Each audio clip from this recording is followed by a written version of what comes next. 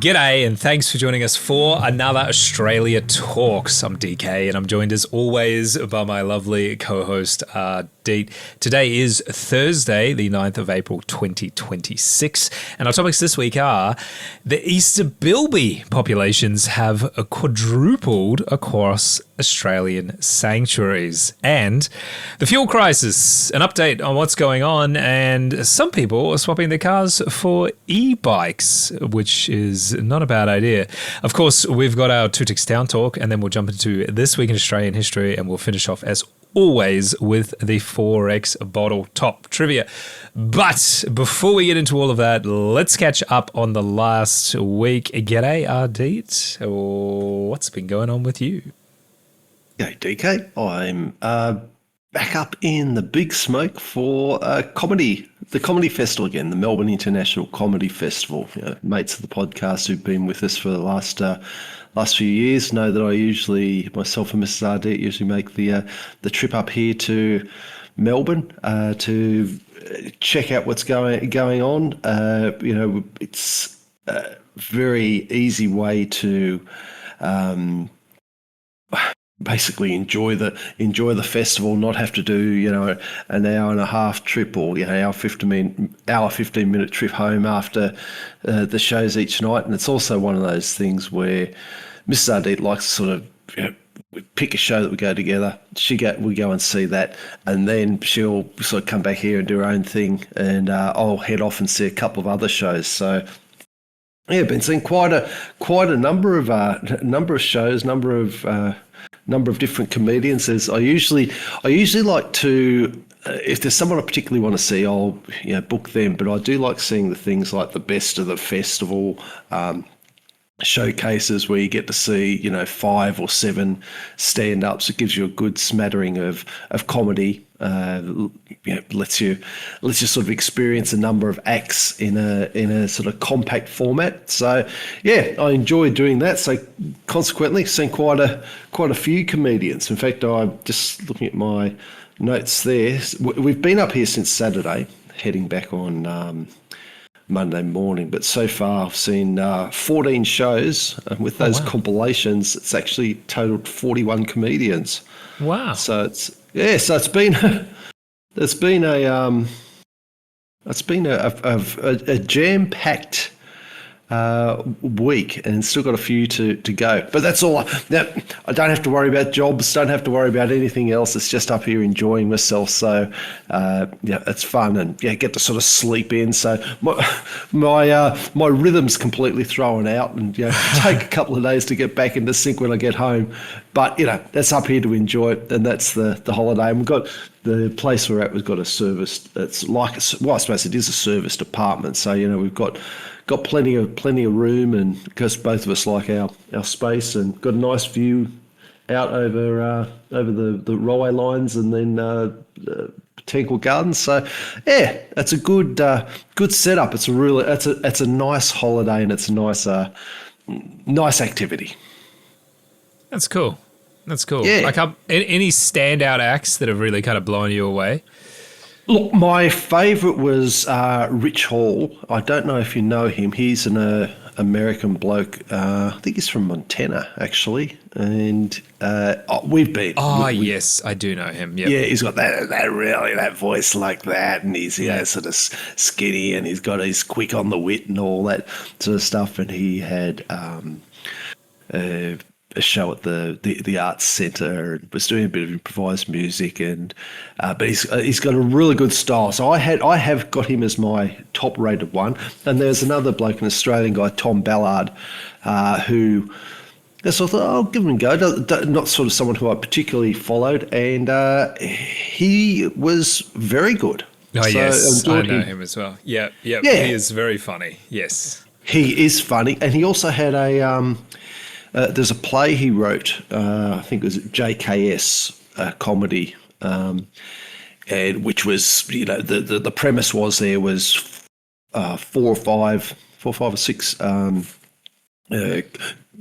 comics waiting to go on for their night, and the conversation they were having behind the scenes, and what is and isn't funny, and it was actually really really good. It was it was funny, but it also had a little bit of drama in it. It was something that was interesting. So like, didn't really sort of associate a play with the comedy festival, but no, it fitted in well. And then last night I saw Nick Capper. Last night or the night before? God, they're all blurring.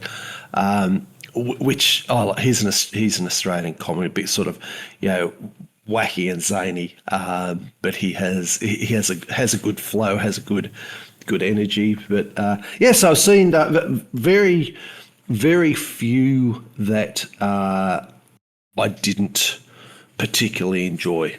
The worst was like, because there's a couple I'll sort of look at and pick out and say, well, know nothing about that person. I'll just go and see them, sort of like a bit of their blurb in the thing. And that can be hit and miss, but it's also part of the bonus of being up here. And, if I don't like something at the end of the night, I've got, a less than 1 kilometre walk to get back to base. Mm. Yeah. No, having it all as a festival, it is cool because you do get to sample a lot of things. And like you say, if you have one that you don't really like, it's not the end of the world. It's not like you've paid specifically for that. You've come here just for that and all that kind of stuff. So, no, that's cool. Exactly. That's very cool. What about you? What have you been up to? So obviously Easter was over the last week, and that was fun. We got to catch up with some good friends and just generally have Easter. For us, Easter, I'm not a particularly religious person, so it's not heavy on that, but it is for us a good time to sort of spend some time with family and things like that. We unfortunately on Easter Monday, I found out that my daughter had left some chocolate on the coffee table, and we didn't know where it had disappeared to. And the coffee table is like glass, so I got my phone with the torch on it and had a look, and what do I see? A couple of sort of splotch marks, the telltale signs that someone has essentially licked the chocolate away. And so I immediately turned around, looked at my Labrador, and she knew exactly what I was looking at, and was very sheepish about what had just occurred. She knew she was going to get in trouble for eating things off the table, which she shouldn't. And generally, she's really, really good. She's not a big, she's not one of those dogs where she'll snatch food off your plate or anything like that. She's very well behaved. So it kind of surprised me. And then, of course, very, very, very concerned me. So I sort of looked up how much she had, how much we think she had eaten, and kind of overestimated, and then what her body weight is and breed. And thankfully there was some online calculations for the LDL of chocolate toxicity for dogs, and generally all of them pretty much agreed that she should be okay. But my dog is like another kid of mine, and so I was very concerned. So I stayed up late with her to make sure. This all occurred about 5 o'clock in the afternoon, 4:30, 5 o'clock in the afternoon. So stayed up late with her. We knew it would sort of kick in between 4 and 6 hours later. So I spent a long time up with her. Then I went to bed. Then I sort of woke up several times throughout the night to make sure that she was okay. She was fine, completely fine. Basically was probably wondering why I kept waking her up in the middle of the night. She pretty much just every time I came out, she would just sort of roll over, let me give her some tummy scratches, and she'd give me some licks and kisses, and just generally it's kind of like, oh, hi, what are you doing? Very. I mean, I'll take it, but this is confusing to my little dog brain. That's right. She's just, what is going on? Why are you doing this? So thankfully she was completely fine. Didn't even have diarrhea or anything, which is quite common. So yeah, she was literally as if nothing had happened. She probably didn't even probably didn't even have a tummy ache or anything like that. So we sort of got out of the woods on that one, though. A friend of mine, I was talking to him, he's got a much smaller dog, a Jack Russell, and he ate a considerable amount of chocolate because his 2-year-old decided to basically feed it to him. Well, the dog looked hungry and he liked it, so the little kitty thought, oh, I'll just give him more, and so, unfortunately, they had to send the dog to the vet, pump its stomach and everything. Thankfully, it's okay, but a hefty vet bill and a stressful few days. So, just a reminder, try and keep the chocolate away from your dog. And if you do, a bit of basic, a couple of Googling, some good resources out there, and don't panic. It does take a while to kick in, but obviously, if you feel that you need to, take your dog to the vet. They can pump their stomach. It's about all they can really do, actually, is pump the stomach and feed them charcoal. There isn't a cure for the essentially the toxic chemical. Can't remember exactly off the top of my head what it's called. That will kill your dog. They just flush them full of liquids and pump their stomach so that is as small amount of the chocolate's actually absorbed as possible, and that's about it. So don't wait too long. Probably what I did, not necessarily advised, recommended course of action, because I decided not. I felt comfortable that she would probably survive, though she may get a bit sick. But if you are concerned, go straight to the vet and just get them to pump their stomach, and happy days. So fingers crossed you weren't affected like that. It's the first time in my life I've ever had to deal with this. So it wasn't a pleasant experience, and a lesson learned for everyone, particularly young kids. Don't leave your chocolate laying around. You'd think that would be something we wouldn't have to teach every year, but here we are. Anyway. Not everyone knows it either. It's not everyone who owns a dog knows that you can't give them chocolate. And in fact, you might be surprised what is actually toxic, and what's toxic in your garden as well. Remember when we got a little lab in the house we were at previously, and did a little bit of a thing and found that there was several plants that we ended up removing from the garden because they were toxic to dogs, and it was, one was some kind of bulb. I can't remember the thing, so look it up yourself. But there was a number of surprises there. One thing that always gets me, and I didn't know, and I feel bad because I used to feed them to my dog all the time, was grapes. Don't feed grapes to your dog. Yeah, not good. Not good for the dog. And onions, and I think any of the onion family as well and garlic and stuff. It's not good for the dog either. Upsets their tummy. So, yeah, there's a few. I think you're right. There is a few things that we probably don't really think of, and people probably do feed their dogs in small quantities, and of course, then the toxicity of things is based on the dosage and so on and so forth. So, yeah, if this has got you thinking. Maybe reconsider some of the things that you're feeding your dog, but definitely keep them away from the chocolate. Yep.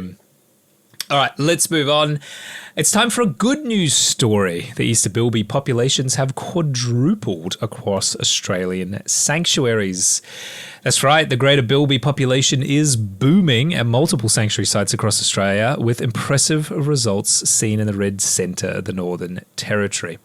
Now, before we continue, some of you are probably thinking, what is a Bilby? What is this? So, how would you explain what a Bilby looks like to our international listeners? What is a Bilby? Well, a Bilby's a little marsupial, which doesn't help with the description. If I had to describe it, I would describe it as something that looks like a big cartoon mouse with a big dash of cute, ears that look a bit comically large, and a long sort of pointy snout that when you hear about what it's using for digging things makes sense. But when you look at it, it's like one of those I think there's an AI thing that someone does, or a few people do, saying this is what your child's drawing would look like if it came to life. Oh, yeah. So it'd be like if there's someone drew a funny looking mouse with exaggerated ears and nose. That's how I tend to think of a Bilby. And with a little bit of sort of hopping like that. It's almost like a little bit of dash of wallaby or kangaroo in there in the rear quarters. So yeah. Yeah. No, that's a pretty good description. They are a small desert-dwelling marsupial. They're omnivores, and of course, they're called bilbies or rabbit bandicoots. They're about the size of a large rabbit, and they have a long snout for burrowing and digging. Big ears like a rabbit, but the ears don't flop, and they do kind of look a bit oversized because their head's quite a bit smaller than a rabbit's. They have long legs and a tail, a bit like a wallaby or a kangaroo. I reckon the best description is basically if you took a wallaby or a kangaroo and kind of like bred it with a rabbit, I feel like you'd be getting remarkably close to what a bilby looks like. So if you're still confused going, I don't know what that is, just Google it, Bilby, Bilby. They're very, very, very cute. Or look in the show notes. Or just look in the show notes. There's plenty of links with Bilby pictures in them as well. So, research conducted by the Australian Wildlife Conservancy, the survey recorded 5,330 animals, more commonly known as Easter bilbies, across its 6 sanctuaries in the Northern Territory, Western Australia, South Australia, and New South Wales.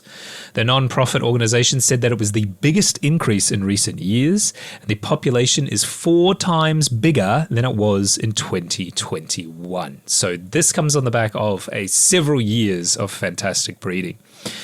Greater bilbies once ranged over 3/4 of Australia, but were dramatically reduced by colonisation, the introduction of feral predators, according to the federal government. Australian Wildlife Conservancy said I cannot speak today. Australian Wildlife Conservancy said that the population boom was particularly driven by the reintroduction of the species to the New Haven Animal Sanctuary, a former Northern Territory cattle station turned wildlife conservation area, where the local population has grown to 530 bilbies from the original 66 released back in 2022. So a huge population boom, which is fantastic to see. The population at Mallee Cliffs National Park in New South Wales was also singled out, where the number of bilbies rose to 1,840 individuals compared to the original 107 released between 2021 and 2023. So those guys have done a fantastic job. And the New Haven bilbies live across a 9,450 hectare predator-free fenced area 350 kilometres northwest of Alice Springs. The most recent census in the first population estimate of the site since the animals were reintroduced. New Haven's wildlife ecologist Dr. Tim Henderson said that the bilbies benefited from fencing, which kept predatory feral animals at bay. He said the further progress was made due to ongoing fire management, weed spraying, and fence checks. Also, helping numbers was several years of above average rain, which brought out food sources that the bilbies would usually need to dig for. Though I hope it doesn't make them lazy. Dr. Henderson said that the return of the bilbies brought broader benefits to the country at New Haven, as well as other creatures that call it home. He said, quote, Bilby diggings turn over the soil and they promote seed growth, and that allows for vegetation to become really rich and diverse throughout the landscape, end quote. He says that other species such as burrowing bitong have also flourished as a result as they expand on burrows the bilbies leave behind. Dr. Henderson explained, quote, they turn that burrow into a large communal warren system. It's like from a single-story apartment into a multi-20-story complex full of holes and entrances that becomes their communal warren that may support up to 15 or 20 different individuals, end quote. Which is pretty cool. Yeah. Though Dr. Henderson believes that the species will potentially plateau in the area or maybe even dip in numbers at New Haven during the region's next drought. He said that the population was well positioned for any drop in numbers during dry conditions in the desert. He specifically said, quote, "We expect probably when the next drought hits that the population will decline, but they'll be able to bounce back again when the drought ends," end quote. So, such a fantastic result for Bilby populations. All of my kids were given chocolate Bilbies. In fact, that was the chocolate that my dog ate. Chocolate Bilbies, they were given them this year. And of course, if you buy a chocolate Bilby, a small amount of the profit from the chocolate does go to funding these sorts of efforts, which for me makes the Easter Bunny, doing a slightly good deed with the chocolate. But what do you think about this? I think it's great to see, and I'm sure you imagine much the same. But do you think they need to go maybe further, or can we expand these efforts, or should we just celebrate the success for what it is? I think a bit of both.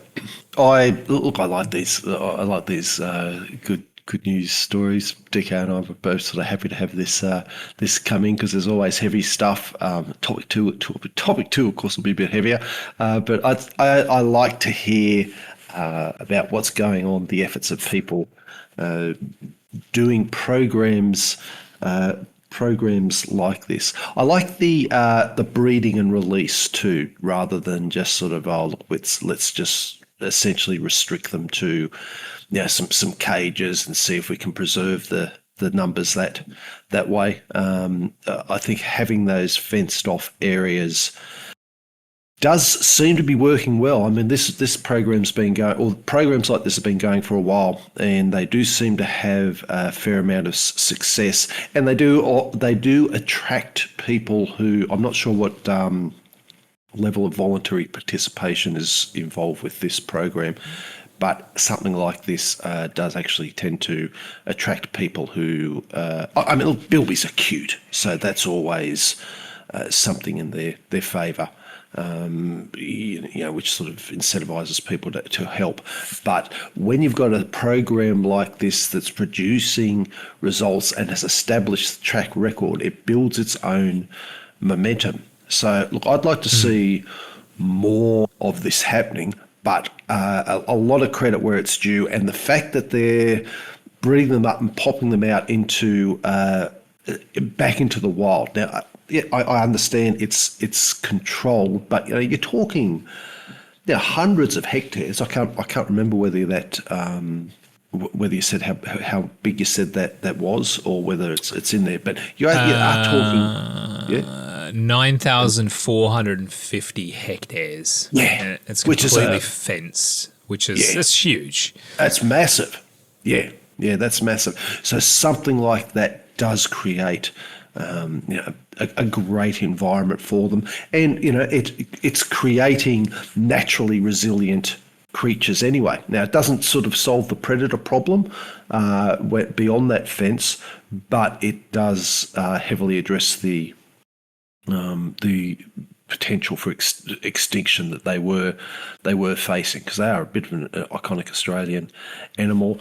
And look, it's funny, things like this don't often get a lot of attention, and I don't know why they don't sort of capture people's attention a bit more. Maybe that's just my own personal bias, but there's a few of these there's quite a number of these type of projects and conservation projects around the country. There was a bloke who used to be a guide on one of the trips we go hunting with up in Cape York, and he ended up getting a job with. There's a South African couple who were just absolutely obsessed with the conservation, and they bought some ridiculous.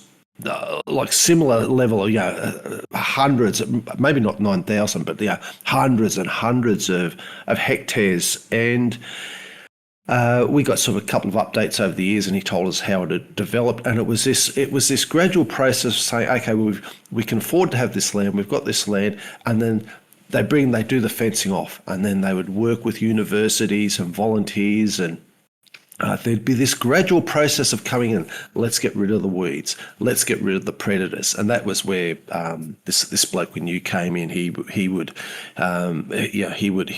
kill the the feral things. He'd trap them. He'd clear out the basically clear the land of everything that wasn't a natural Australian animal and wasn't a predator to the. Actually, I don't even know if he was. I think they were just doing like bush conservation and animal conservation, so it was all just natural Australian animals. And it took years and years, but it got to the point where it created this original, almost pristine type of environment. Now, obviously, you've got to keep working at it, but it was something that if we hadn't met him, I wouldn't have known about, and through him heard that there's other people doing this, other organisations doing it. You hear of things like what's it called, land for wildlife or habitat for wildlife that are in different places. So there's variations of it. So I'm a big fan of it, and I particularly like it because it's. It often will have some government funding, but there's a lot of input from volunteers and interested people, and you achieve results like this.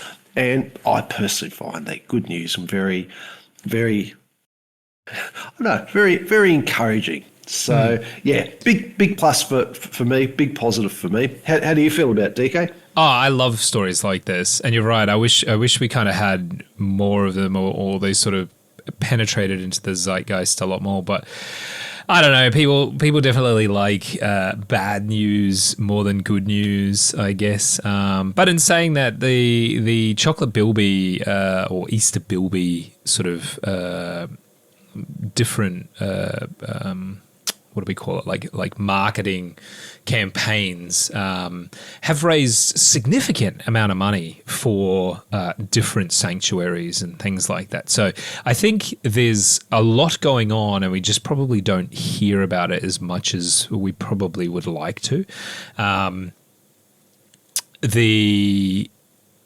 think the big key thing is with this is the maintaining those fences is the big one. The Bilbies themselves will basically look after themselves. They're wild animals. They don't need people to look after them. They just need people to give them a safe place to live.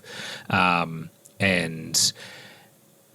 I think that's also why a lot of these campaigns are quite successful, because they need to raise money to build fences, which generally isn't. We're not talking millions. We're talking maybe a couple of $100,000 is enough to build or maintain some of these sanctuaries. So I think the bar for success is quite low, which is so good. And as a result... Well, that's an interesting way to phrase it, yeah.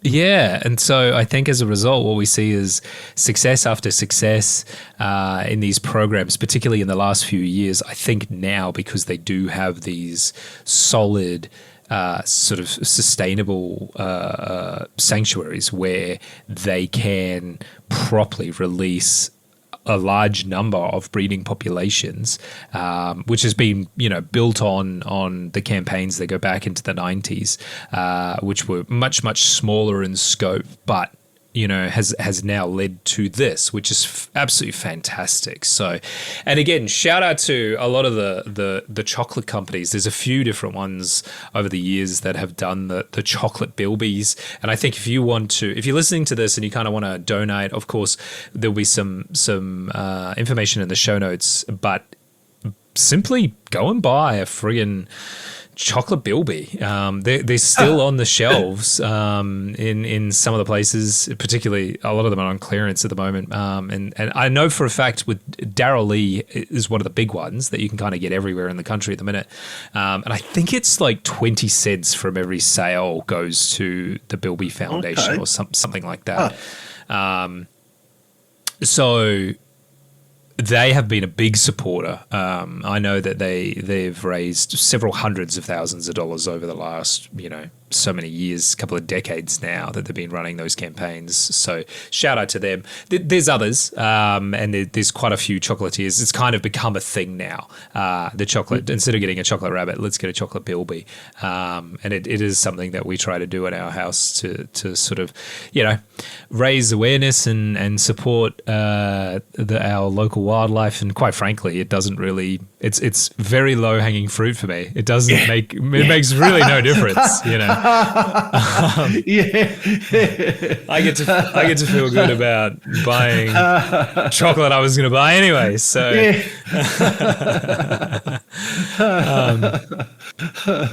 no, this is really, really cool, and it's actually going to lead into this week's Two Ticks Town Talk as well. We're going to talk about one of these sanctuaries and some of the work that they do. But I just love this, and I love to see more of this. I would love to see some of these sanctuaries kind of expand, or maybe we'll build some more out. We've got so much land, we may as well use some of this desert environment for some good.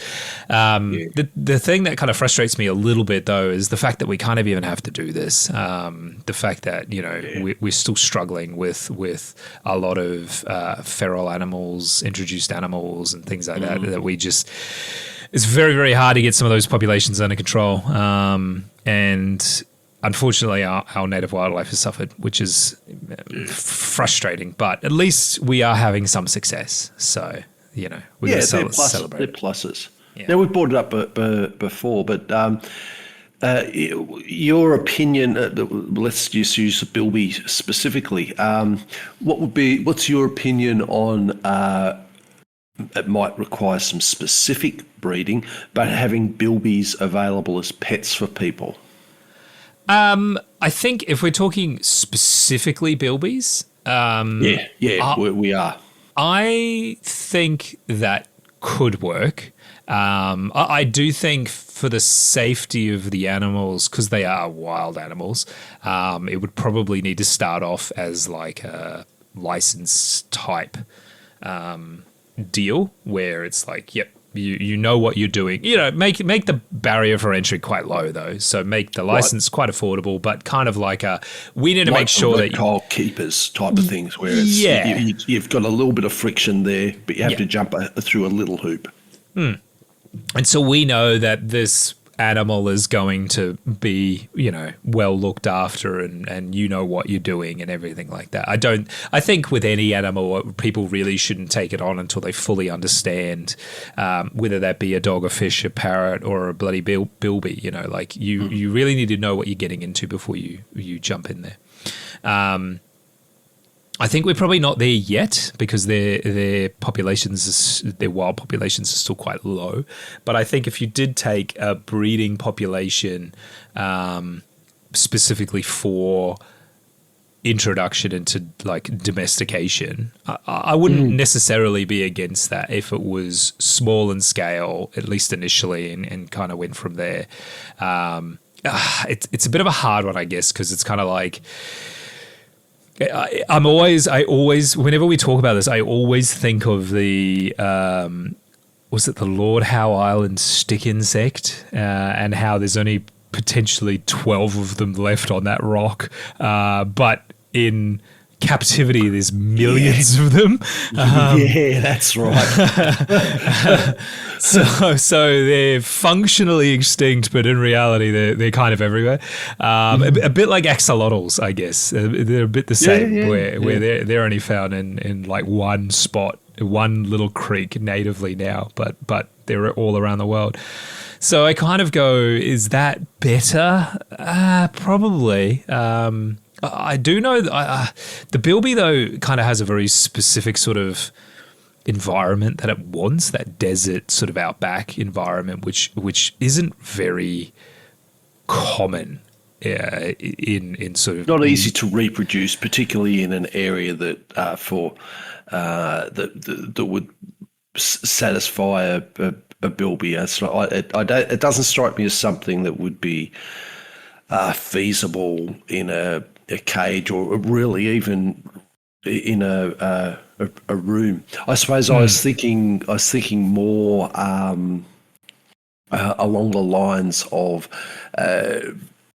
maybe even changing it in the way that humans have changed the wolf and domesticated it. Now you can argue that dogs don't mean that dogs are no longer so sort of separated from wolves now, that it hasn't really done anything to preserve them, but it has sort of preserved some of those genetics. And I was just wondering, I wonder how many steps it would take to get it to where it would be essentially like as easy to look after as a cat. Yeah, I think there's a possibility for something like that. I think it is really hard to go, is this what we want to do? Like specifically, I think there's a lot of pushback where we go, well, we did it with dogs and other animals, so why can't we do it with, say, a bilby? And some animals just cannot be domesticated for whatever reason, their behavior or so on and so forth. But I feel like the bilby might be placid enough that you probably could potentially do some domestication to it. It would take a really long time for it to become properly domesticated. There's arguments about whether or not cats are even properly domesticated. I suppose it's more that they're just dickheads, but but I think you probably could, because one of the big barriers for domestication is fecundity. So how quickly they can breed, basically, and what that process looks like. Not a huge problem with the bilbies. They live, I think, about 6 to 7 years in the wild, probably longer if they were in captivity. But I think they can become reproductively active at about 6 months of age, and they can breed all year round. Right. And they've got a really short gestation period. It's only 2 weeks. It is it's one of the shortest among mammals, there's your Bilby fun fact for the day. Which is absolutely wild. So I wouldn't have even come close to guessing that. Yeah, I probably should have saved that for next week for the trivia question. They are marsupials, so they do have a pouch, and the baby crawls up, kind of like a kangaroo, crawls up and into the pouch, and then it stays there for I think it's about 2 months or something like that before they become pretty much independent, essentially. So you can have several litters of bilbies a year, providing it's got favorable conditions, which you would have in a quote unquote domesticated environment. So I think they are probably a really strong candidate to do something like this, where it's like, if we can eradicate the rabbits, you can all have bilbies instead. And maybe that's how we do it. Maybe that's how we finally do it. We just send the public out to go and eviscerate, just genocide the rabbit population in the country, with the promise that they'll get a bilby at the end of it, to keep it home. I don't know. I'm all for trying new things, so maybe this is the way to go. If you would like a bilby, a domesticated bilby, let us know. We'll start making a list. Email us at australiatalks@proton.me. But make sure you buy a chocolate bilby. If you missed out this year, make sure you buy one next year. But you can also buy them year round if you just Google chocolate bilby. A few of the chocolatiers will sell you one year round, so you don't have to wait. If you're keen to have a yummy treat and support a good cause, get into it. Yeah. There you go. Guilt-free chocolate, almost. All right. It's time to move on. Let's move on to our Two Ticks Down Talk. I've been everywhere, man. I've been everywhere, man. Across the desert, square, man. I've breathed the mountain air, man. I've traveled, I've had my share, man. Right, this week's Two Ticks Town Talk. We're heading to Western New South Wales to the Mallee Cliffs National Park, which I just mentioned in the segment before. If you're listening to this as a separate segment, you need to go back to the other episode and listen to it there. But the Mallee Cliffs National Park isn't open to the public, so don't get too excited because you can't go here except for very specific circumstances, which in of itself is quite interesting. But trust me, this national park has a very important role to play in conservation. So, the Mallee Cliffs National Park is a protected national park located in the Sunraysia region of southwest New South Wales. It is a whopping 57,969 hectares or 143,240 acre national park, and it's approximately 790 kilometres or 490 miles west of Sydney, and 30 kilometres or 19 miles east of the Murray River city of Mildura, Victoria. The park was established in 1977 when the entire property was purchased by the Foundation for National Parks and Wildlife. The park protects an extensive area of flat, undulating, sandy red plains and linear sand dunes, which were formed during arid periods from about 350,000 to 500,000 years ago. And the Mallee Cliffs National Park is managed to protect the sand plains and the sand dunes and the land system and ecology communities contained within it. And it's funny you saying that when you said 350,000, thinking with all these things that we cover, thinking, oh, that's actually not that long ago. Yeah, it's just a couple of weeks ago. Yeah, exactly. Because we're so used to hearing all these, so and so. Particularly with you, when you focus on the geology. This is X number of tens of millions of years ago. It's sort of oh, hang on, that was only a few 100,000. So sorry to interrupt you. It just sounded funny when it came out. I was expecting to hear 1 million rather than 1,000. Yeah, no, it's bloody brand new. It's still got exactly. It's still got the foil on. But the emphasis is placed on the value of Mallee Cliffs National Park as a wildlife conservation area. That is why you can't go here. So a policy of restricted public access is limited to educational purposes, and that is maintained to assist in meeting its conservation objectives. Access is strictly limited to educational activities by schools and colleges and universities. Research activities, though, which are relevant to the management of the park and compatible with the conservation objectives, are deeply encouraged. So it is unfortunate that most of us, well, it's very highly likely, let's be honest, that probably anyone listening to this will get access to the park, but it's not impossible. But we can all benefit from knowing that there are these sanctuaries out there protecting our wildlife. And, so that we've got these incredible creatures and flora and fauna for our future generations. But in saying that, if you are a researcher, a biologist, or some sort of conservationist, and you want to get out there and actually, do some research, reach out. They are very, very keen to facilitate access for the right accredited people to continue to study the environment. So, which is pretty cool. So, what is this wildlife that you speak of? What is in this park? It's a secret. Can't tell you. No, within the park, there are a significant number of endangered and highly vulnerable species, including but not limited to western quolls, red-tailed pursigale, numbats. Put a pin in that. We'll come back to the numbats in a minute.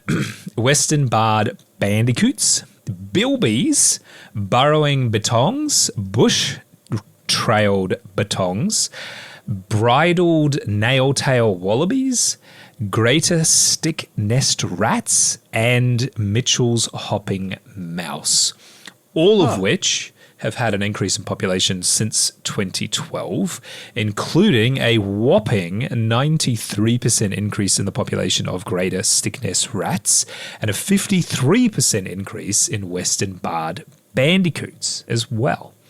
Unfortunately, Mitchell's hopping mouse was the lowest. It had an increase of about 1%. So we'll keep an eye on that one over the next few years. The park also lies within the southern New South Wales Mallee Important Bird Area, identified by BirdLife International as supporting a significant population of vulnerable Mallee fowl. The park is the only reserve in New South Wales with a Mallee fowl habitat. The Mallee fowl is found in arid areas only where Mallee trees grow. I can already hear you saying, what is a Mallee tree? I'm glad you asked because I'll tell you right now. Because I didn't know either. Mallee trees are small eucalyptus trees and shrubs with many small stems and thick underground roots that retain water. So I think, looking at pictures and stuff like that, I think the best way to kind of describe this is if you've ever seen what thick bamboo kind of looks like, where it has a sort of a large rhizome under the ground with multiple stalks that come out. It's a similar sort of thing with these eucalyptus trees, where it's kind of a big bulb underground with several sort of thinner stems coming out. And that helps them retain a lot of water. But before irrigation farming, dense thickets of mallee characterised most of the northwestern Victoria and areas of southwestern New South Wales. Unfortunately, a lot of that has been cleared for farming and agriculture. And so there really isn't a huge amount of protected mallee left in the country. But as the mallee fowl are only found in these arid areas where the mallee trees grow, the park is becoming a unique nesting ground in the surrounding area that has continued to be cleared for agriculture and human habitation.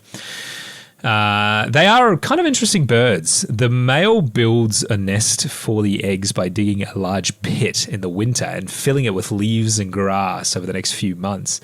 The female comes and lays one egg per day for several days during spring, and then the male covers the resulting mound up with sand. And basically, all of that organic matter starts to compost, and that composting heap generates heat and keeps the eggs warm. And so the male continues to stand around the mound of dirt and sticks and organic matter, and he continues to test the temperature of the mound with his tongue, where he adds or removes sand to get better ventilation to either cool it down or continue to letting it warm up. When the chicks hatch, they dig their way out of the mound, and once they emerge, they are renowned for just standing stationary on top of it for about 20 minutes. Before they race off into the bush, never be seen again. The chicks hatch with feathers and are immediately independent. They never have any parental care. Wow. It's basically that 20 minutes of standing on top of the mound is the only time Dad will really ever get a good look at them, and then they're gone and they're off doing their own thing. I can. How long did you say? How long did you say they're in the mound for? A couple of months. So they do take a bit of time. I do wonder if that standing stationary situation is maybe partly why they're having such a hard time. I feel like predators would just happily... That's exactly what I was thinking. Just sitting there waiting for their buffet to come. So that's a weird, interesting bird. The mallee fowl. Of course, the park isn't just limited to endangered species, though. There are also known populations of many, many birds, including emus, and of course, lots of mammals, including significant populations of western grey kangaroos, of course, as well as pygmy possums and the little pied bat, which is really, really cool, and greater long-eared bats, which use older trees as nesting hollows. The Mallee spinifex grass of the park is also the main habitat for the western blue-tongue, and southern spinifex is the slender blue-tongue lizard's favorite nesting grounds as well. So love a good blue-tongue lizard, pretty iconic Australian reptile. So that's cool to see as well.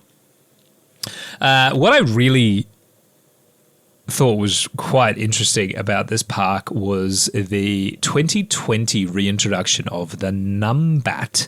I'd never actually heard of this animal before, and now I just really want to see one, observe it, ideally in its wild habitat, but unfortunately I don't think that's probably going to happen. They are closely related to quolls. So if you know what a quoll is, then you're in luck, because they pretty much look like a quoll. And if you don't know what a quoll is, yeah, stuffed. You'll have to Google it, or have a look at the show notes. Yeah, in the show notes, I've got the Wikipedia for the numbat, so you can go and have a look at that. They are closely related to quolls and the thylacine, aka the Tasmanian tiger. Yeah, they are small. I can see that. Yeah, they're small insectivorous marsupials, roughly the size of about a house cat. They've got stripes down their back like the thylacine, though again, like the thylacine, it is more prominent towards their rear end, and they have a big bushy tail as well. It looks like a large pipe cleaner. They have a long pointed snout, as they primarily eat termites, which is a bit weird because they don't appear really to be well built, well adapted to eat termites. Unlike other termite eating animals like anteaters, aardvarks, and pangolins, those animals all have heavy, strong forelimbs with big, heavy claws that they can kind of dig through the tough dirt of a termite mound. But no, numbats don't have any of that. So I'm not really sure exactly how they get in to actually eat the termites. What I also thought was interesting about them was they have the highest visual acuity of any marsupial. This basically means they have the best eyesight, which is a bit strange because its primary sense for finding food is smell. Apparently they can smell the termites. You'd think, termites pretty small. They'd probably see them from a mile away, but no. That's not what they think. The deal is, it's theorized that their amazing eyesight is for detecting predators at a distance. Unfortunately, though, that adaptation doesn't appear to have been particularly successful for them, as there are estimated to be fewer than 1,000 left in the wild Australia-wide. But not all is lost. The breeding population inside Mallee Cliffs National Park is now estimated to be at a whopping 270, which is an absolutely huge increase in such a critically endangered species. So this is very possibly going to be a species where the quote-unquote captive, protected population is going to probably outlive their wild cousins, which is a shame, but it's better than having nothing left. So this project, this particular national park and conservation park represents what I think is an outstanding ecological return on investment for the people of New South Wales and, of course, of Australia, broadly speaking. At least 10 regionally extinct mammals will be restored to the region is the plan, and they're well on their way to success. So whilst we can't visit, I think that is for the best ultimately, long term, and maybe one day as this program is just incredibly successful so far, and hopefully it continues to go strength to strength.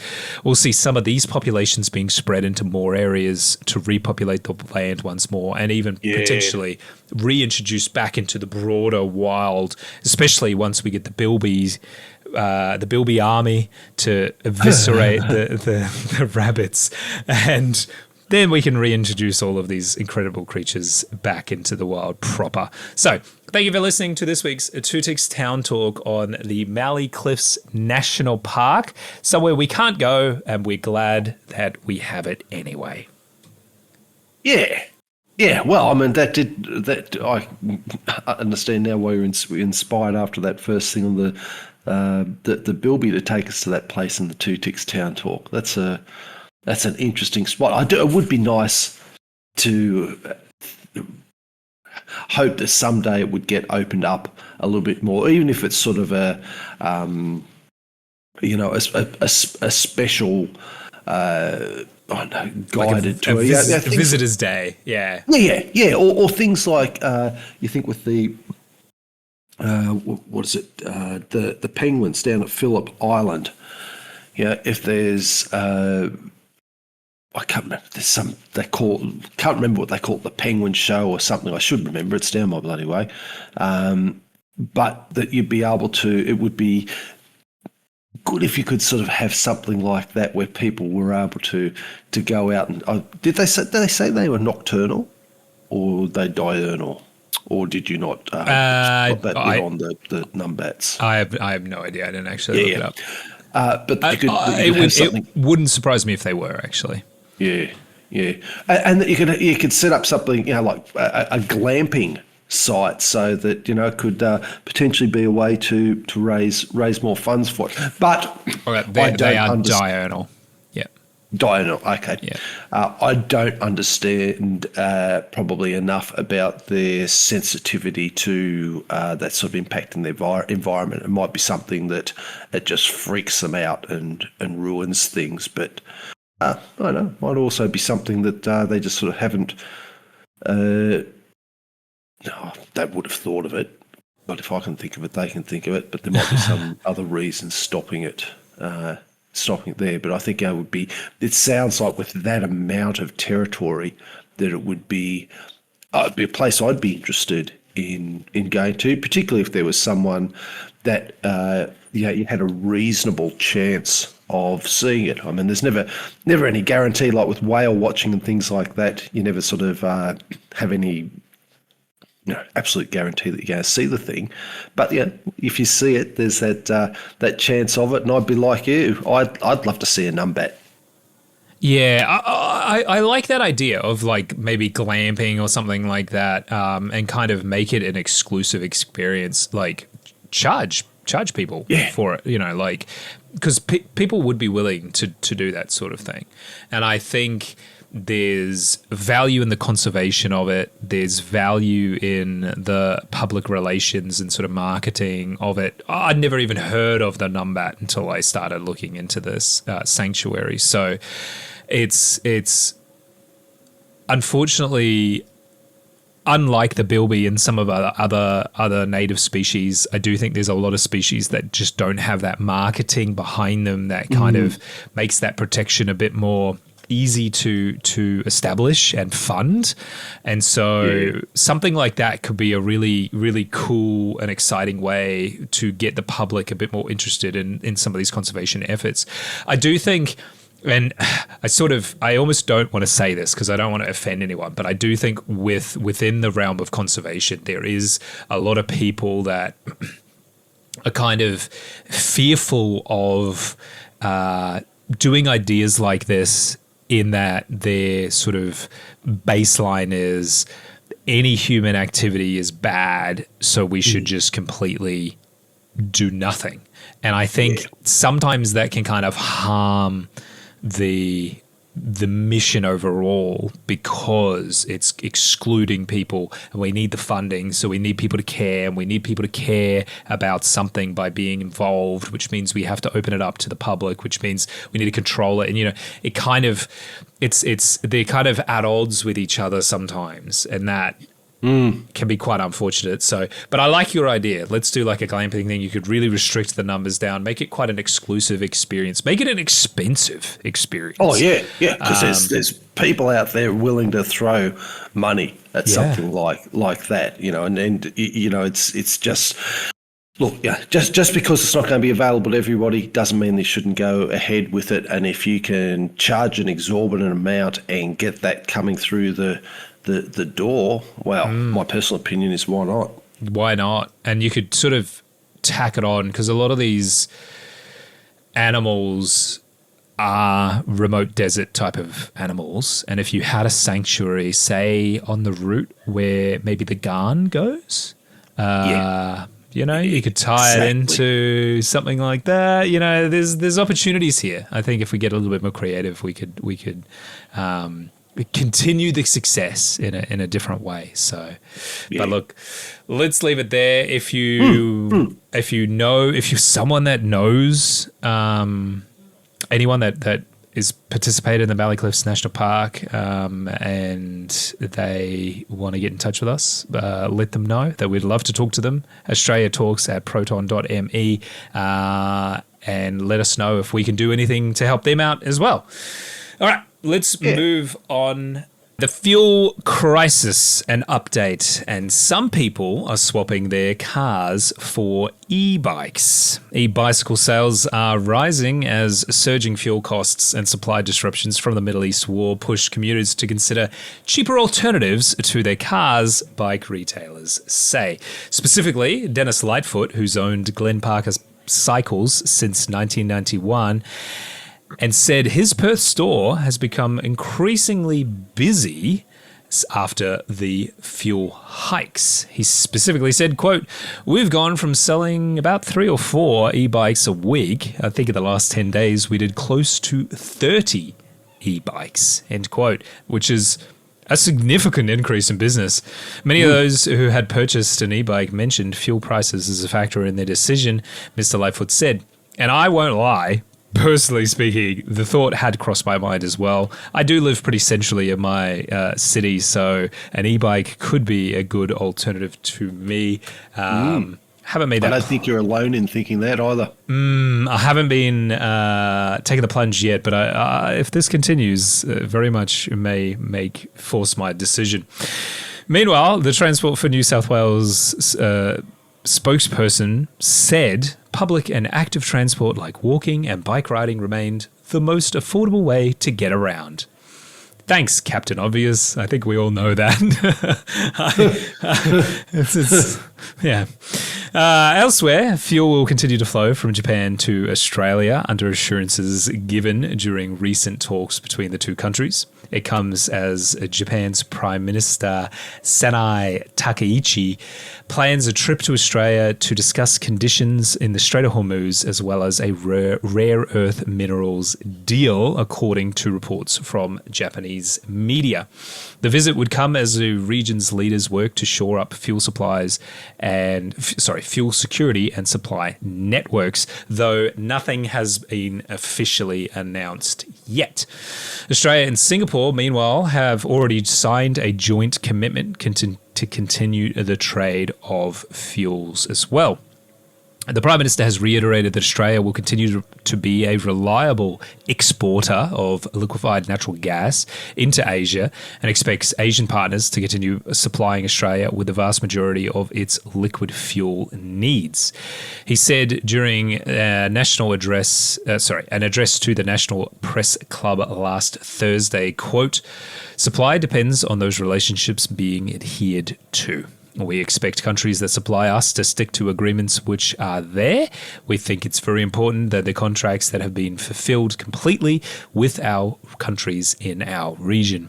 It's the quid pro quo, if you like, and I think it's very important as we go forward," end quote.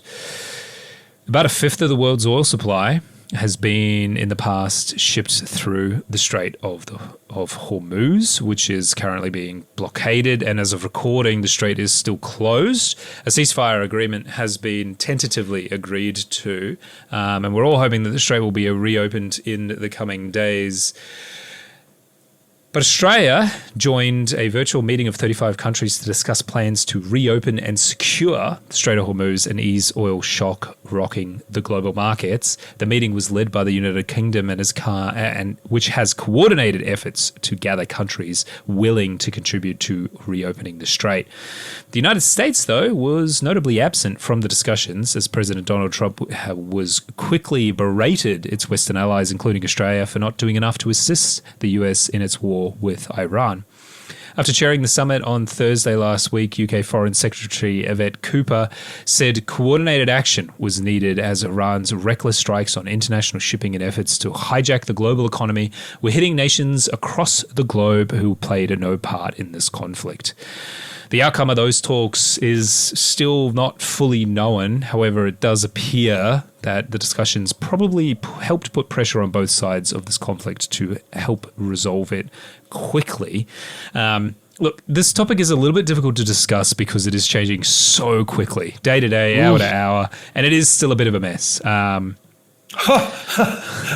put it mildly. A bit of a mess. to put it mildly. But how would you feel about Australia joining like an international coalition of naval assets to keep the strait open? More like a peacekeeping role to just kind of keep the status quo, keep the ships flowing. Is that something you'd be opposed to? Yeah, well, it's interesting too joining this in the Ebikes conversation together, because when it gets down to it, this is where it does sort of join.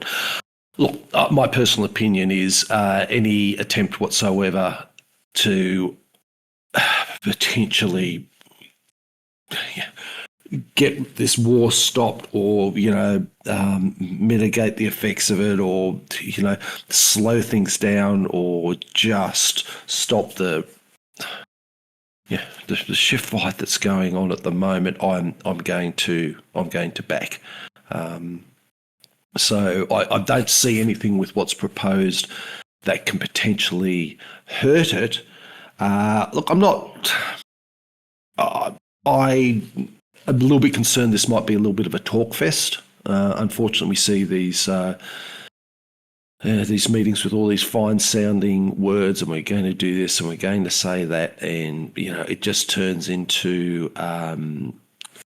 what we often see with things like with the United Nations. There's a whole lot of fine-sounding words, months too late, that do nothing, that just mean that history can be ticked later on saying, oh, well, we did try and do something.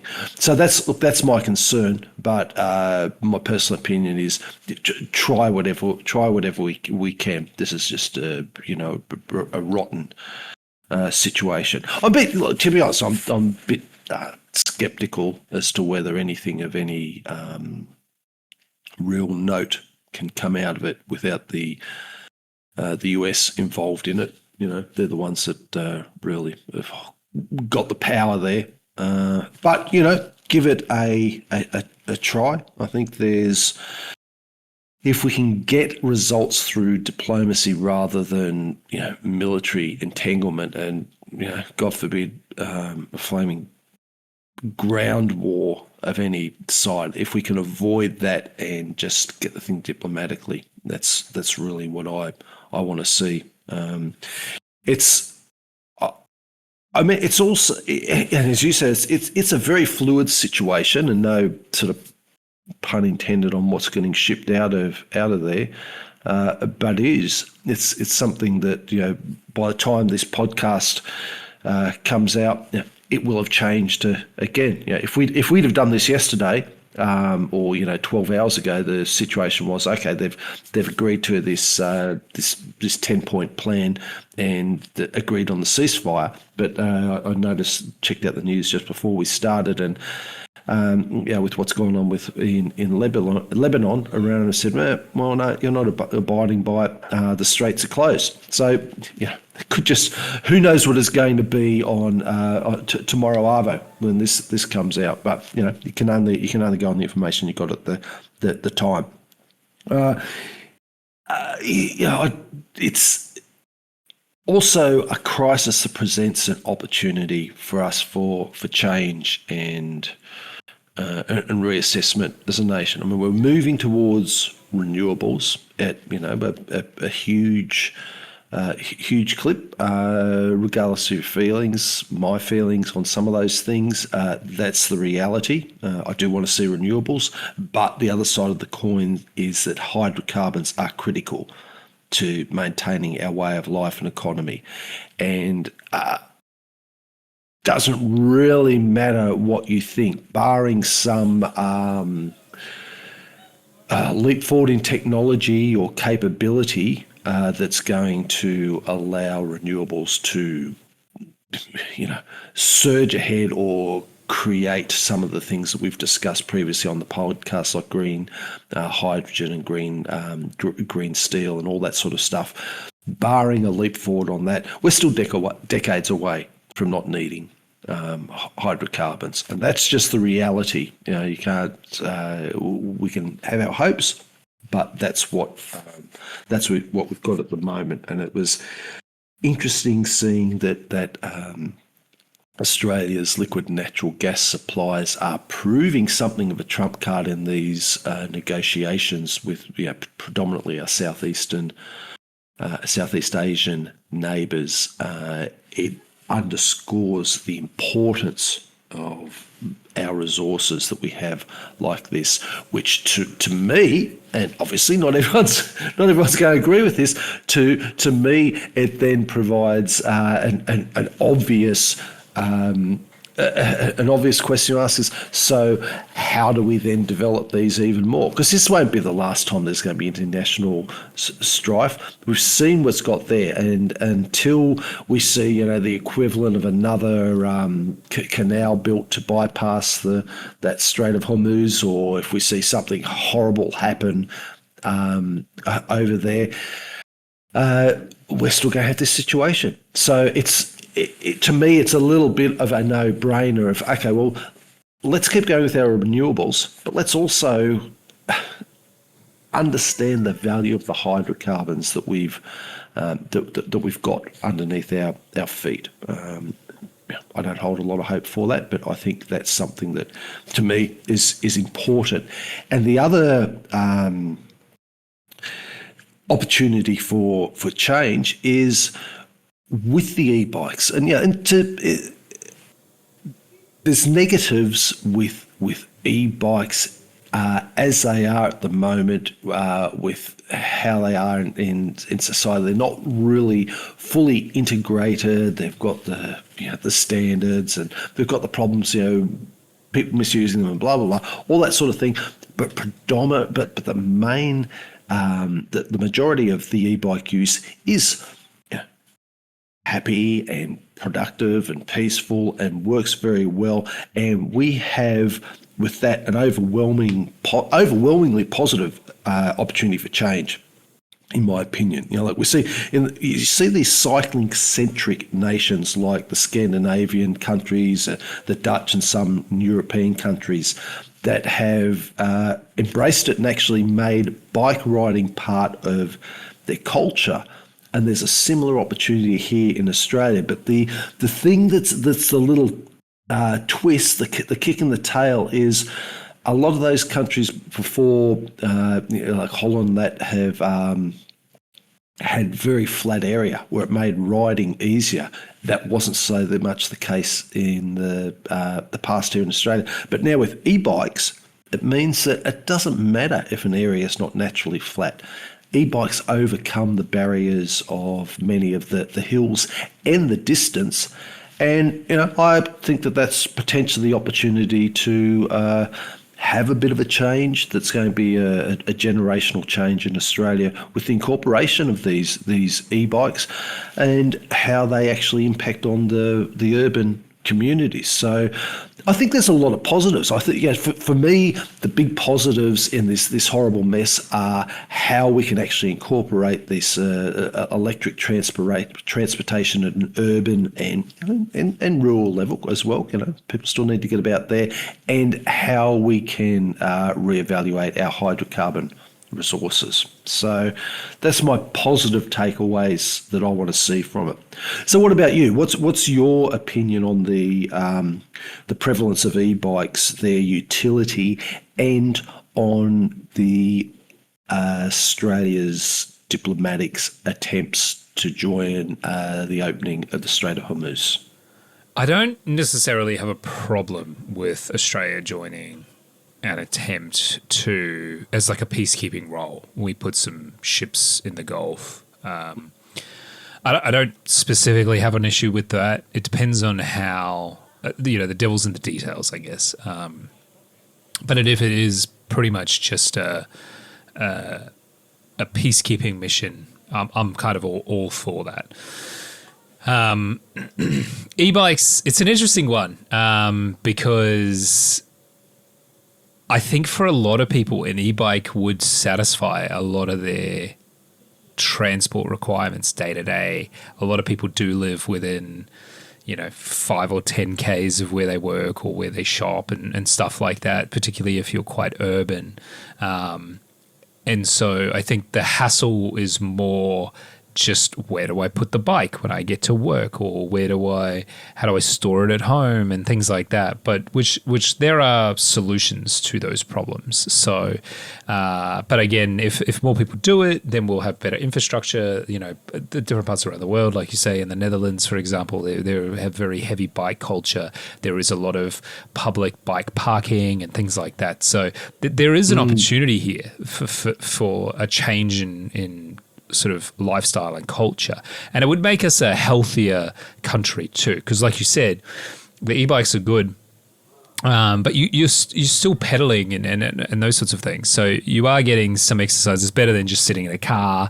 It would be better if you just used a regular push bike, but for a lot of people, they don't want to do that because they're not looking to get too hot and sweaty when they're going to the office or whatever it is. So this kind of is a nice middle ground. I think it's going to be interesting if this is a bit of a catalyst for like electric car uptake. I have a couple of mates that have electric cars and they're very smug right now about the fuel situation.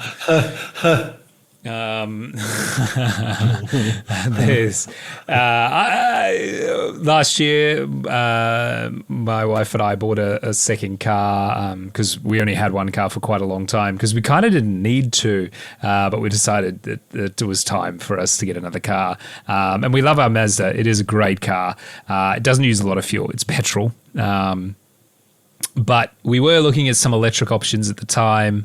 The problem was we needed a 7-seater, but we didn't want a 4-driver. There just weren't many options. There are a few more options now on the market in the electric space.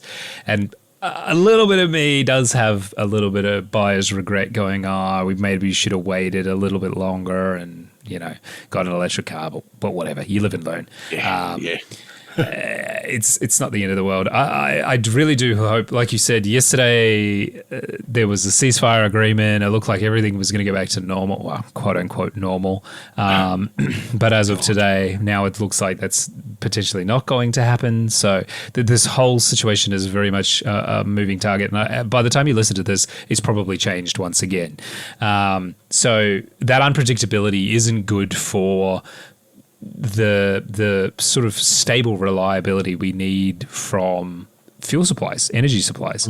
One thing that I think is interesting is Queensland Premier David Christodoulou has kind of jumped on this to open up there's some about 3 hours from Brisbane west. There is a bit of oil production. It's not huge. I heard about that. Yeah, and so he's sort of pushing the federal government to basically open this up and tap more of this and increase production, because we do have oil here in Australia. We just don't really. It's not a lot and it's not highly concentrated, and so we don't really. I guess the incentive hasn't really been there to kind of tap into that. But all of a sudden that now kind of seems foolish to just leave in the ground. So it's not necessarily the best opportunity, but there is an opportunity there that we may see some energy independence come about from tapping some of the resources that we do have here. I know we have a lot of shale oil like they have in the US, which you need fracking to get access to, which is fracking's deeply unpopular for some good reasons and some not so good reasons.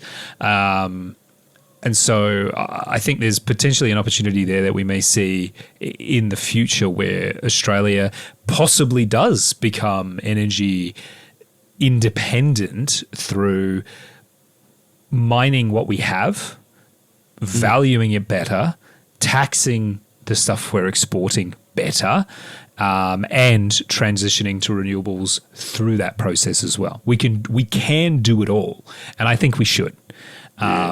I think it's too easy to get caught up with specifically on targets and things like that, and kind of lose sight of the forest through the trees. We need to kind of probably reassess what we're doing. Just because we're buying oil from overseas doesn't mean that doesn't count towards our carbon footprint. It's not magically. Yeah, exactly. Oh, we don't have to feel guilty because it came from somewhere else.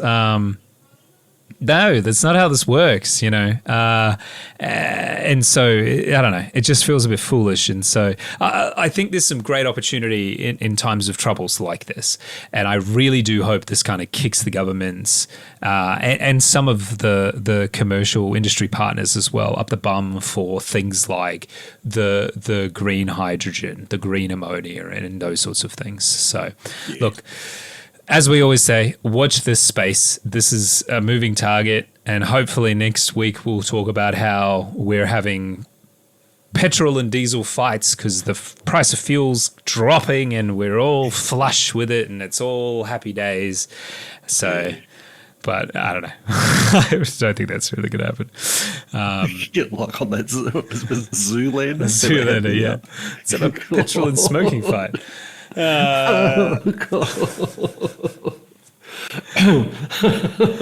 right, speaking of energy crises, what's been going on this week in Australian history? But this week in Australian history, we're covering 3rd to the 9th of April. April 3rd, 1848. Explorer Ludwig Leichhardt was last seen on the Darling Downs. His third major exhibition. He was wanting to cross Australia from east to west. Basically vanished without trace, and great unsolved mystery with searches continuing for decades. Artifacts and rumours, of course, but no Ludwig. 1954, Vladimir Petrov, a Soviet diplomat, defects to Australia, sparking the Petrov affair. Significant intelligence issue in Australia. We've talked about it previously, so probably next year we'll talk about it a bit more. So if you want to know a bit more, just look up Petrov affair. It comes up. In fact, we might even I'm sure it'll come up a little bit more in the ensuing This Week in Australian History. So I'll give a little bit more detail then. I'll make a note of that. But yeah, just put that there as a teaser. April 4th in 1845, the cutter Americana is wrecked in the Torres Strait, and the sole survivor, Barbara Thompson, lives with the local Indigenous people until 1949, until 1849. She lives to be 150.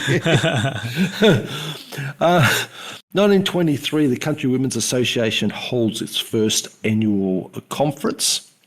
1929, a dam on the Cascade River down in Tassie collapses, and that subsequent torrent killed 14 people. April 5th, 1932, racehorse Phar Lap is found dead and died suddenly in California shortly after winning the Agua Caliente handicap, and there was controversy about that and conspiracy theories that there might have been poisoning. They persist to this day. So Farlap's heart is preserved at the Australian Institute of Anatomy, and I think his taxidermied body and skin is somewhere in New Zealand. Oh, is it? I'm trying to. I saw it's it. a separation. I saw it in the Melbourne Museum, but I guess it might have got that wrong. Maybe it moves around, but I saw it there, and it was an impressive horse. Like to see the taxidermy is very well done, and he's like in a big box, I assume it's like, climate controlled or whatever. Yeah, and it's he. I wonder if I might have that wrong. I thought I had, for some reason, I thought there was a bit of him in Australia and a bit in New Zealand. But because I'm sure I've seen him seen the taxidermied body as well. So it wouldn't have been New Zealand. Okay, we'll have to look that up, or you guys can look it up yourself, guys and girls.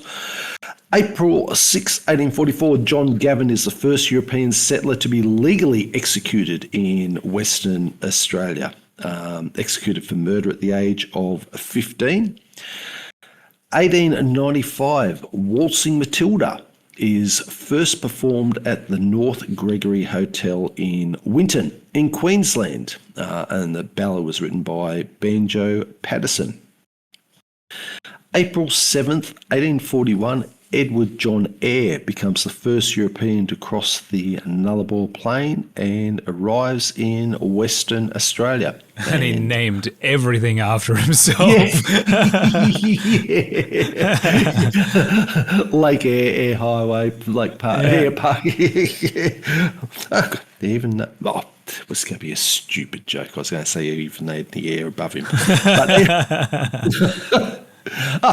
it's never stopped me before, has it? And his name's come up a number of times in the Two Ticks Town Talks, given how long his journey was and where it covered. 1896, Edwin Flack wins the men's 1500 metres at the 1896 Olympics, and he was Australia's first Olympic champion.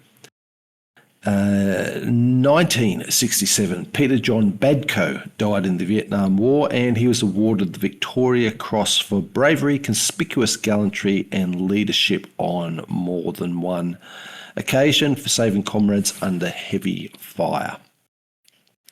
April 8th, 1802, explorer Matthew Flinders meets the French explorer Nicolas Baudin at Encounter Bay. Guess why it's called Encounter Bay? To be a fly on the wall during that encounter would have been a bit awkward, I reckon. Well, I would have. But, it might have, it was probably also one of those ones if there was and we say that because there was wartime tensions between Britain and France. But I imagine it was probably one of those things of saying, look, let's forget what the bloody boffins up the top are talking about. Show us your maps. I'll show you more maps. How you doing? Where you been finding water? I reckon there was probably a meeting of two minds quite sort of joyfully. Well, that's how I like to think of it as well. There might have been a standoff and a headbutt, but I think that probably, given what they were involved in, there would be a real camaraderie there because they were at a real equal level, and far away from bureaucracy. So, and there's no record of it being acrimonious. So, that's true. Yeah, I think it'll be. I think it's going to be positive. 1817, Australia's first bank, the Bank of New South Wales, was now Westpac, was established. 1933, a secession referendum in Western Australia passes with 68% voting in favour of secession from the Commonwealth. And it reflected economic grievances during the Great Depression and resentment toward federal policies. And as you would expect, with 68% of the voting public wanting it to happen and majority of people thinking this is a great idea, it was rejected by the British Parliament and didn't happen. So, yep. Yep. Yep. The famously independent country of Western Australia didn't happen. You're ours forever. You can't leave. Exactly. April 9th, 1865, bushranger Dan Morgan is shot and killed at Peechelba Station in Victoria. And he was known as Mad Dog Morgan because he was a violent bloke, and it ended a notorious career of robbery and murder during the gold rush era. And its activities terrorised the Riverina and northeast Victoria.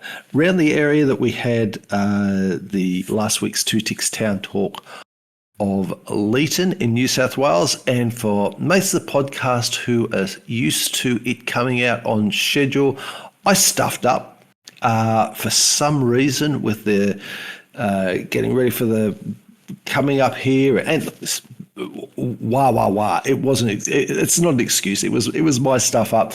I put it a week later, and I was looking and I was thinking, hang on, this should have come out by now. So it's come out as of a few hours ago. So my apologies to you out there, but Leeton's out there now, and if you are one of those ones of our listeners who hang out for just the Two Ticks Town Talk, you probably won't be listening to this segment. But if you're one of our mates of our podcast who listen to the whole things and wonder what the hell happened with the standalone, that's what happened to it. So thank you for your understanding, and my apologies for the stuff up. And finally, finishing off this week in Australian history, 1896, the aforementioned Edwin Flack wins the men's 800 metres as well at the 1896 Summer Olympics. So that, with his 1500 gold, made him Australia's first dual Olympic champion as well. It was unofficially part of a combined team, but he was an Australian. He was out there, and I'm pretty confident that at the end of those events, there's probably one or two lagers cracked. I reckon so. Okay, that sound, as we all know and love, is the introduction to the 4X bottle top quiz, which, as we keep saying, doesn't always mean it comes from a bottle top, doesn't always mean there'll be two questions, but, you know, that's a segment. If you've been with us for a while, you know how it goes. So this is part 3 and the final part of my Australian road quiz questions. So we've actually got 3 questions, 2 and a bonus. All right. Yeah. So DK, as per usual, has been either known it or reasoned out pretty close. So we'll see how he goes on this one. Question 1. What is Australia's busiest urban road? Ooh. Oh. Yeah, that's not easy. No, that is a tricky question. My first thought immediately went to Parramatta Road in Sydney. Oh, yeah, and I'll jump in there because this is the problem with this, and this is the problem I found with this this 3-part questioning on the road is an interesting definition and can include freeways and highways of short and long characteristics. So you're not actually right with that, but that's a mighty fine guess. So just it can be longer than that, but it is urban. Okay.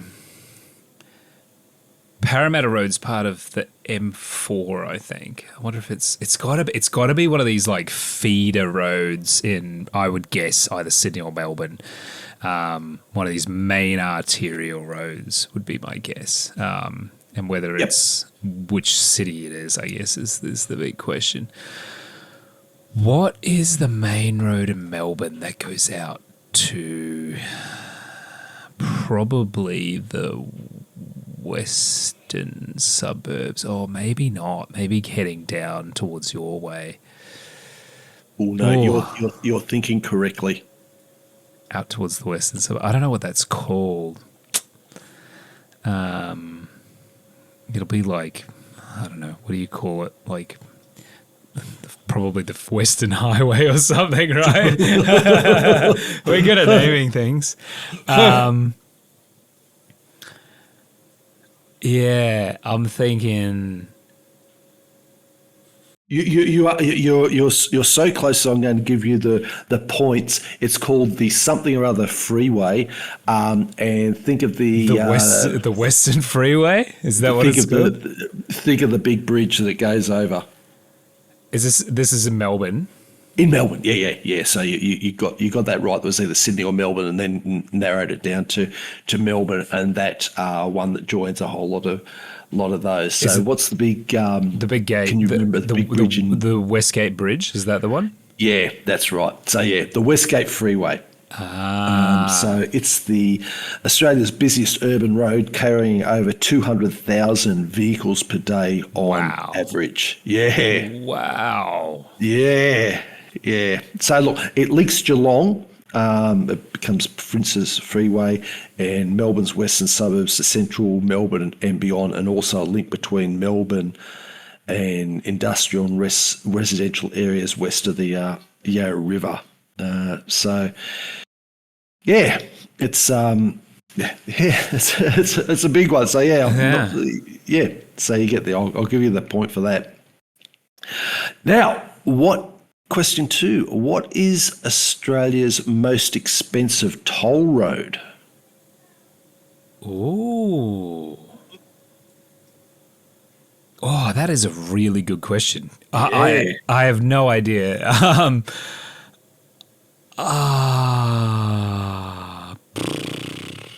It'll be a privately owned road, I'm reckoning, and it's probably a tunnel. Where would a tunnel go? That's expensive. There's that new tunnel in Brisbane. I don't know how much it is though. I'm trying to think what the tolls in Sydney were to go under the Sydney tunnel, because that was pretty bloody expensive when it opened. Moving south of Brisbane is the right idea. Yeah, it's probably in Sydney, I would guess. Oh, it could be in Melbourne. I don't know. I really don't know. It's hard because you don't know the names of things. Like I couldn't even tell you what that tunnel is in Brisbane. So yeah. I think it's the Cross City Tunnel or something. I don't know. I've driven on it heaps of times. I still don't know what it's called. I'm gonna guess, because I don't know Melbourne well enough to know where their tunnels go. I'm gonna guess it's the airport linked tunnel from Sydney into the CBD. I don't know how much that toll is, but I reckon it'll be pretty pricey. Yeah, not a bad. And here we run into the where you start. It depends on where and how you measure them. The most expensive toll is Victoria's CityLink Freeway, with a single trip costing around $12.25. Might even be more than that now, and it generates nearly $1 billion annually, which is. Just insane amount of money. But the next, I think, the next several roads after that, they're all in Sydney. They're the next most expensive. So yeah, your thinking was correct. Yeah, because this is it. Tolls can add up too. Subsequently, there's a couple in Brisbane where you go over the Gateway Bridge, and I think that's $7, and then. If you turn onto the road towards Logan, that's also a toll. And so that's another $7 or $8. So very quickly, just to get to somewhere, you can end up spending, $10, $15, depending on the size of the vehicle. It can add up pretty quick. So it does. Yeah. Adds up very quickly. So, yeah. All right, last one. What is Australia's most dangerous road? Ooh, this is a good question because you go, what makes it dangerous? Is it dangerous like the Nullarbor because it's remote?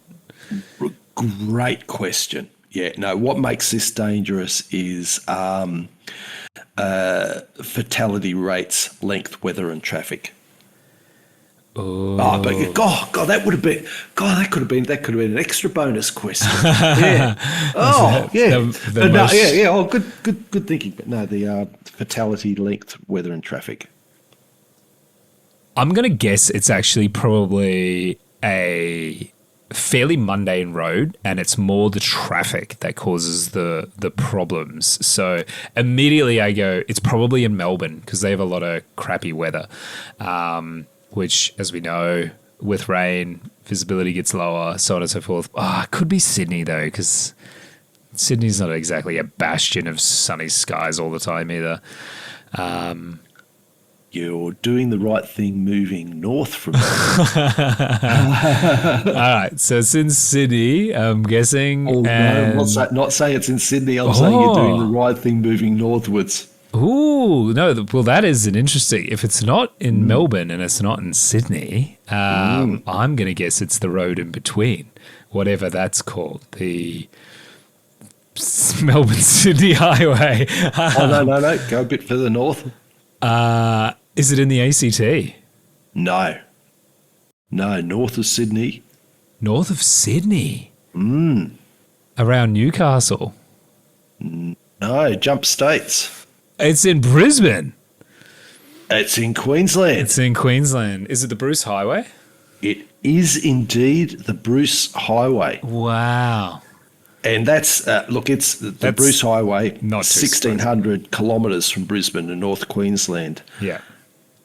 And in 2005, 2009, it was responsible for, that was where 61% of Queensland's road deaths occurred. Yep. So it covers a lot of area, which is why we get back to that. It depends how you measure things, but that's all still the Bruce Highway, which is still called a road. So there's rough surfaces, narrow conditions, congestions, roads prone to flooding, a whole lot of hazards up there. So yeah, there definitely is. So the M1, the National Highway number 1, which goes the whole way around the country, we've spoken about before. In Queensland, we call that the Bruce Highway, and we do treat it as a single road the entire way.